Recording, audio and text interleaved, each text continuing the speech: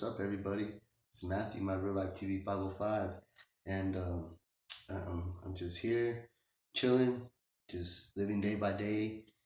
Taking the proper precautions. This is just crazy, man. It's not something I ever thought I would experience in my lifetime, even my child, or any of my friends or family in that case. So I just kind of wanted to take this opportunity to, talk about some ideas that I just been kind of thinking about that might just kind of help get us through this and maybe give us something to look forward to or just something to think about.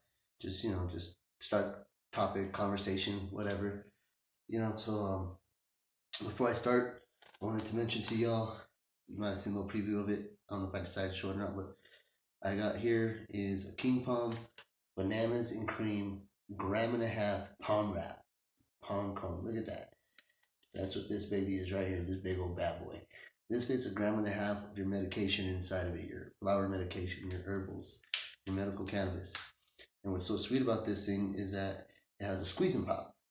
And you see the bananas and cream flavor right down here at the bottom. So as you see, I kind of puffed on a little bit of it just to kind of get the flavor of the palm. But then I go through. Ooh, there it is. Did you hear that pop? Boom, that's that bananas and cream right there, baby. Gotta have that bananas and cream, you know what I'm saying? It smells so good and sweet and fruity and delicious. I already smoked one, as you saw. I smoked one earlier, and it was absolutely bomb. So if you guys get a chance, hit me up and find out where you can find your King Palms at, man. Especially with these banana flavors, I'll hook you up and I'll let you know where to find them. So while I'm talking about that, I'm gonna go ahead and put this up.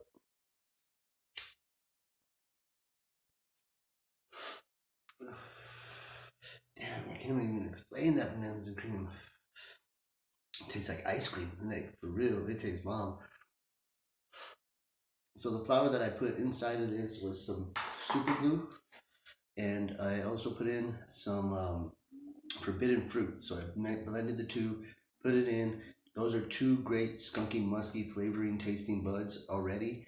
Real good indicas, real good chill, relaxing buds. And this here with the bananas and cream palm pop in there. Man, it's like you're smoking an ice cream, dog. Freaking delicious. All right, so while I'm puffing on this, like I said, I just want to take this opportunity, now that we're all just kind of chilling, ain't got much to do, so, anyways, like I said, so good evening to everybody in Albuquerque, good evening New Mexico, good evening YouTube, good evening to America, the nation, and around the globe, good evening to family, friends, my followers, my friends, my subscribers, and good evening to whoever else may be here joining us tonight. It's great to still be here. I just want to say that it's great to still be here with y'all. It's great to still be here living, being able to medicate safely, and being fortunate enough to be home and be healthy. And I hope many of you are. And for those who aren't, I really hope y'all heal safely, recover fast, and I know that we'll all get through this. This too shall pass, man. We'll get through it. We always have. We're a strong world. We're a strong nation, and we have so much culture and heritage around the globe that it's time to band together. And that's kind of what this topic is today. It's kind of what these ideas that I've been turning around in my head, and I'm hoping that we can turn all this negative somehow into a positive more quickly or more sooner than later, hopefully. So I'm not saying these are the best ideas ever. It's just an idea. I may be even wrong. I know everybody has their ideas, their inputs, their opinions. Everything, like I said before, is 50-50. Some people hate, some people love, some people love to hate. These are just some ideas. You don't have to agree with me. I mean, like I said, it doesn't, it's just, I'm just here chilling, writing down some thoughts that I've been having. So here we go. I mean, I just had ideas I wanted to share with everyone. As we know, the world is in crisis right now, and it's really hitting home for everyone, including our very own communities here at home. It's really hitting hard.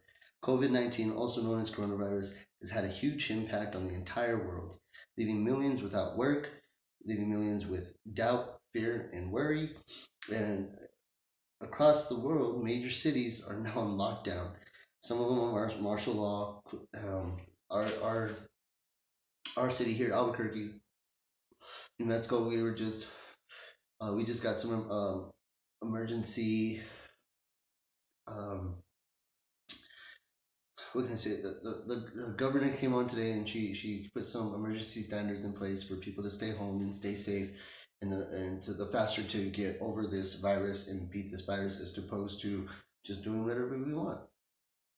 Which, I agree to an extent. We have to stay home. We have to stay healthy. We have to protect one another. But we don't have to be afraid either. We don't have to be afraid either. Let's just look forward to the future. That's what I always say at the end of every video is look forward to the future. So this too shall pass. We'll get through it. We'll take the proper precautions, and we'll get to the future. So like I was saying, there's businesses that are closed. There's schools are closed. Everything that's considered a non-essential business has been closed, and that includes a lot of local businesses, and it's really going to impact and hurt the entire community, including our community, our local communities here at home.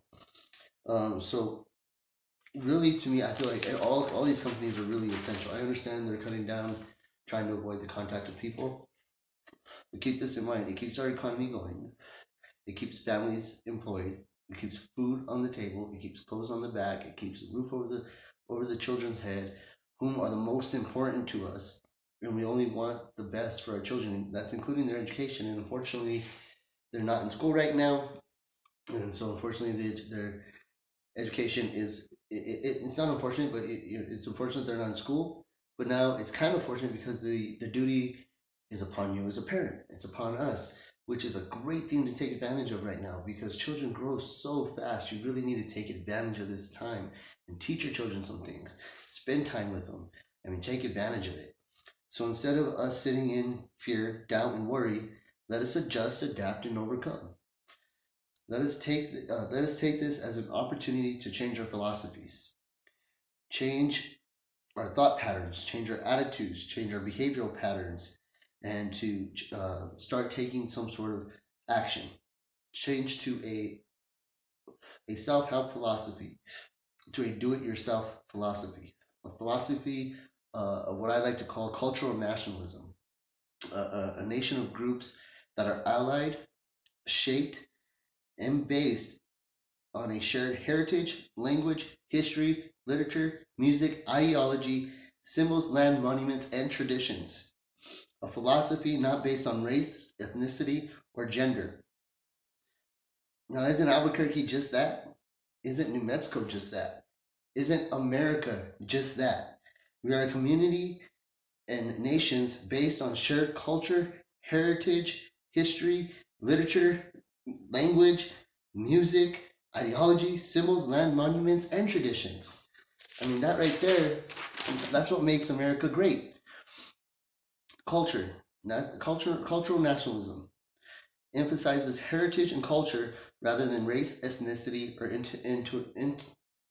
institutions of statehood.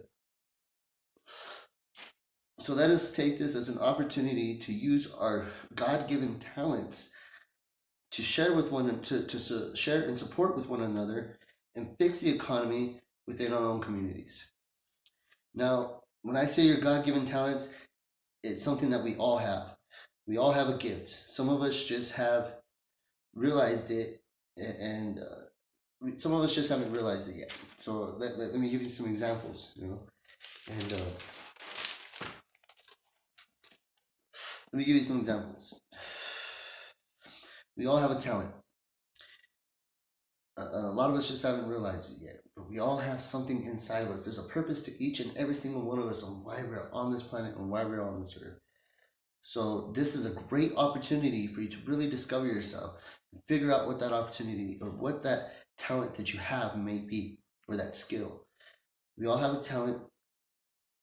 Maybe you're a great hairstylist. Maybe you're a fantastic barber. Maybe you're one of the greatest landscapers. Maybe that's what you did before you got put unemployed. Maybe you're a great cook or a baker or a master chef, and that's what you were doing before you got laid off. Maybe you're a master mechanic. Maybe you're a great teacher or a tutor, or a fantastic one at that. Maybe you're a great exterior painter. Maybe you're a master craftsman. Whatever you may be, whatever this is, the point, whatever you were doing for work, you can do. The point is, We all have a talent, and we can all use it to help one another and come and continue to feed the economy within our communities. This is how cultural nationalism works. The economics of cultural nationalism means we own and operate and control the economy to our communities, the businesses, the jobs, the housing, and the education. In this time of crisis, let us use this as an opportunity to bring back to our communities, to fix the economy within our communities. Let's say you're a master handyman. Advertise yourself to your community instead of waiting for someone to beg for an hourly wage when you can't get one right now anyway. Especially since we're on a lockdown and a lot of people have been laid off, including non-essential businesses.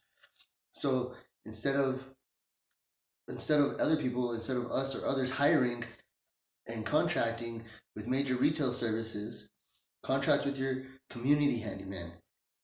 Keep the economy within your community alive. You're a chef. Let's say this: you're a chef. You've been laid off. You're a talented cook, and you're great at sales. And what's great is that you can keep the community from which you're from safe from exposure and being gouged by any kind of retail fast food, which we know is just garbage for our bodies anyway. So support local, buy local, go to a local restaurant, and go to Max, go to Garcia's, places like that. They got great food. I'm not saying that the food is like the best for your body, but it's a lot better than you going to McDonald's and buying that garbage and just making McDonald's richer and richer when we could be putting money back into the community, back into local businesses, and making our own economy here at home stronger. So take this time to educate your children on things that they wouldn't learn in the school system. Teachers, if you're not working right now, if you're not in school right now, I would say try to use this as an opportunity to reach out, whether it's one-on-one with the child or student or parent or through online classes. This is a perfect time to do that one-on-one with parents and students who you know need it. Go that extra mile. Take that extra step, and that's something that these children really lack. It's like having a counselor. They're only going to talk to you during the time that you're getting paid, and after that, they're not going to call you. They're not going to check up on you. They're going to wait till you pay to see them again. So let's not be those teachers. Let's be better than that. Let's be those teachers who go above and beyond.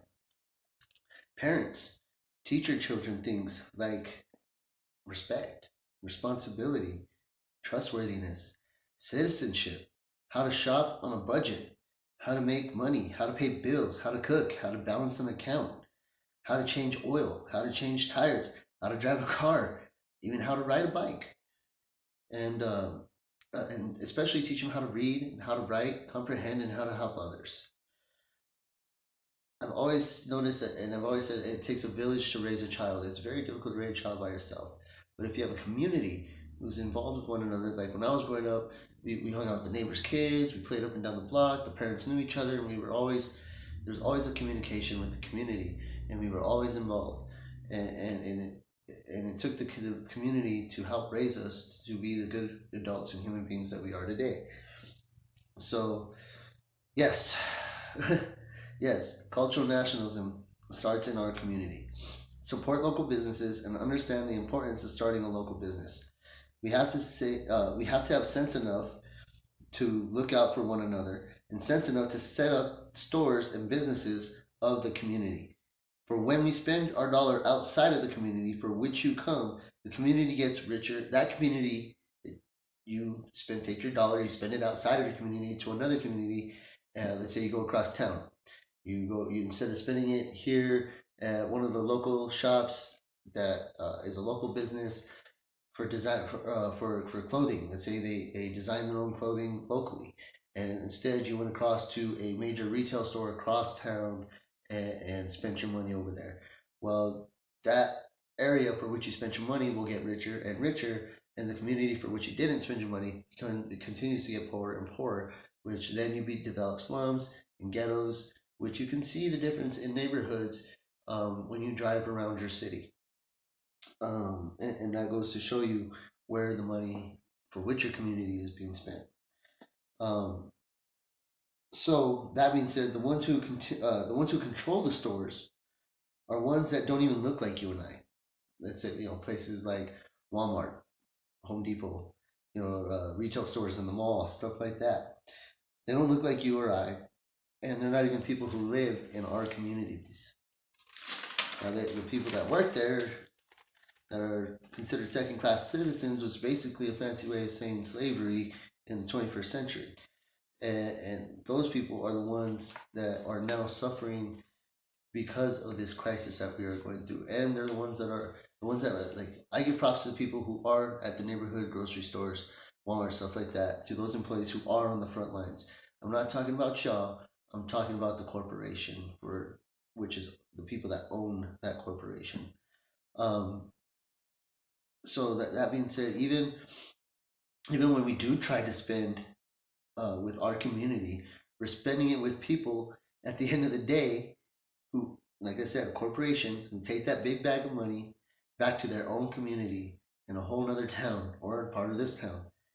And it causes us to feel trapped. It could cause us to feel trapped. It can cause you to feel trapped. I'm not saying it does, but it can.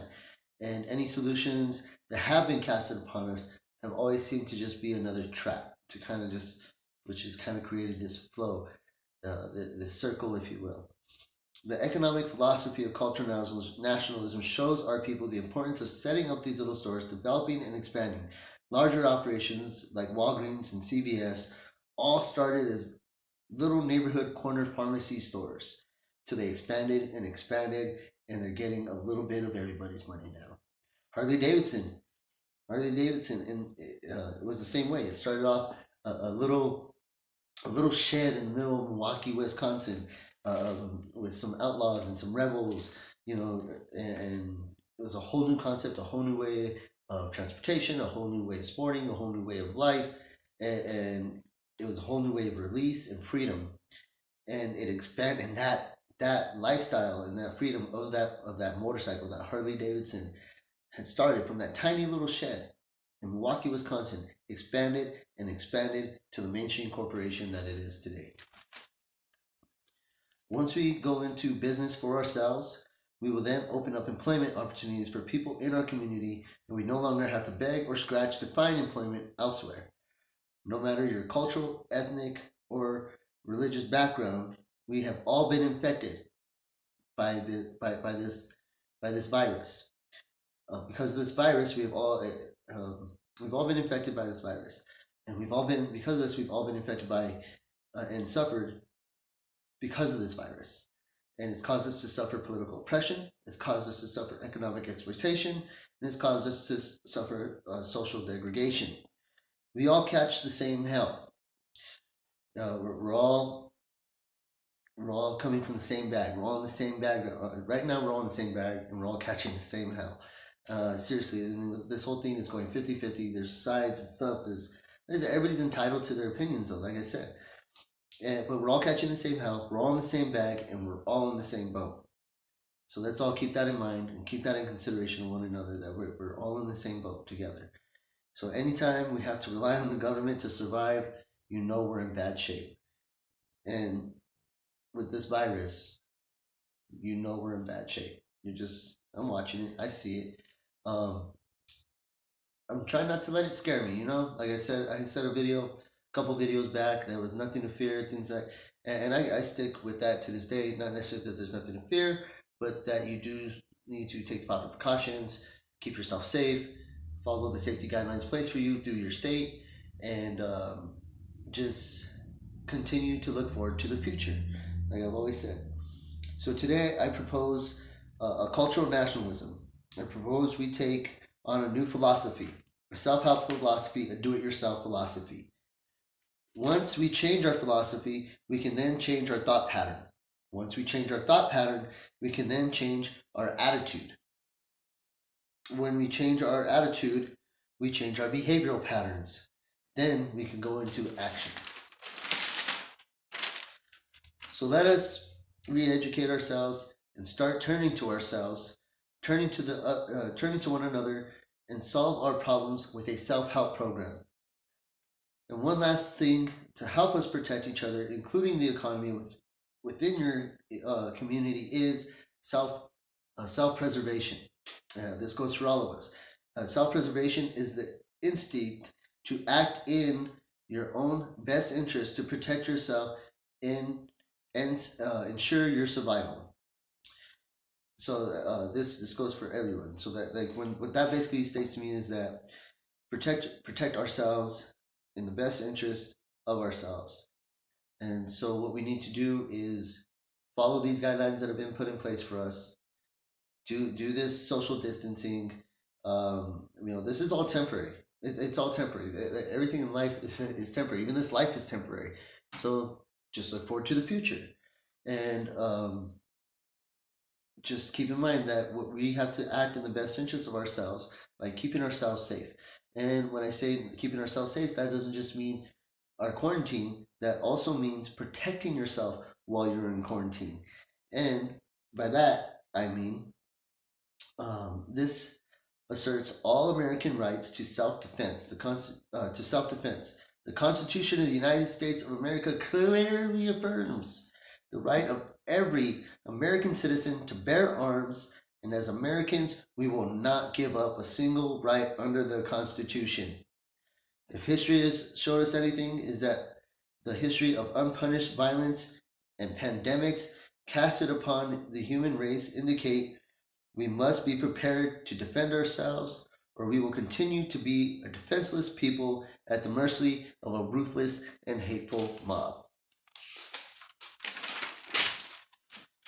So now, as I close this out, I want everyone to remember this is only an idea.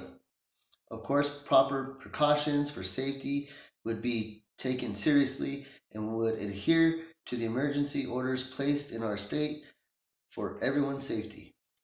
These orders have included no gatherings of 5 or more people, which is easy enough. Also, local restaurants are still available for call-ins, pickups, support. So basically, support your local business and feed the economy within your community. And another thing, obviously, if you're sick, keep your ass home, dude. That's like a tradition. Wash your ass, wash your hands. If you're sick, you cover your mouth. You don't shake people's hands. You stay away from people, and you stay home. That's been taught to us since we were children. So that's something that we need to keep in mind. We need to keep into consideration. The light went out there. Sorry, guys, just because the battery went down to 15%. But let's see. So as I was saying here, if you've been laid off but possess a special talent, trade, or skill, now is the time to help others with it. Safely, of course, with social distance. Now is a good time to exchange goods and services with others within our communities. Blended cultures coming together as one community, one nation, to share, support, and overcome together is cultural nationalism. Cultural nationalism is one nation under God. Let us all stay united, stay safe, and look forward to the future. So that was just some thoughts I had. That was my little idea. Whatever you guys think, feel free to leave some comments. Just keep them mindful, keep them appropriate, keep them without hate. There's no reason to have hate. If you're gonna hate, the old saying, if you have nothing nice to say, don't say it at all. But I want to give credit where credit is due as well. I used a lot of quotes from Malcolm X's speech of the Ballot or the Bullet of April of 1964, which I feel if you listen to that, and I recommend that you do listen to Malcolm X's speech of Ballot or the Bullet from April 1964, you will see that it is true then as it is true now in the year 2020. There's nothing very, I would say, that's hateful about it. There's a lot of truth to it.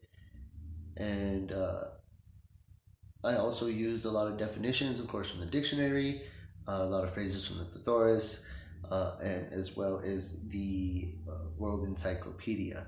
So those are my resources, those who are what I give credit to, and what helped me put together this idea. That's pretty much it for me tonight. I'm here smoking, staying safe, staying healthy, and that's pretty much it for this episode of Matthew My Real Life TV 505. Thank y'all for chilling and kicking with me and smoking, having a conversation.